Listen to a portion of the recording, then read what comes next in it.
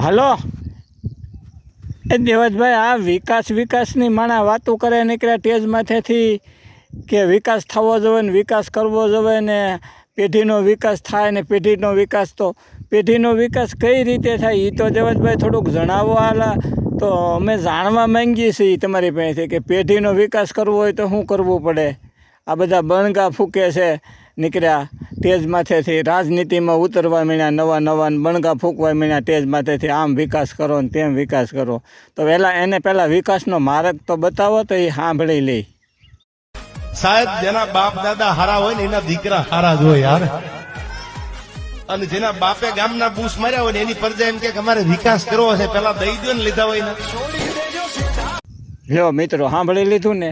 હવે આ દેવાજભાઈએ કીધું એ તો ક્યારેય ભેગું થાય એમ ને. તો વિકાસની તો વાત જ નહીં.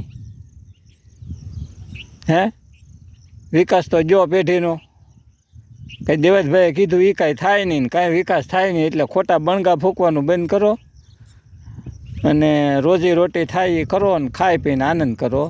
વિકાસ તમારાથી ન થાય. તમારે વિકાસ કરવો હોય તો પહેલાં પાંગળું પડવું પડે. જેને વિકાસ કરવો છે ને અને જે વિકાસની વૃત્તિ લઈને આવેલો ને એ ભૂખ્યો રહી ગયો, ભળવાય નથી કરી, એનો વિકાસ થાય. તમારે દિવસ ઉગે ને 7 વાર દીમાં ભળવાઈ કરવી હોય એનો વિકાસ ન થાય. એટલે વિકાસની વાતો બંધ કરી દો અને જે કરવાનું છે એ કરો.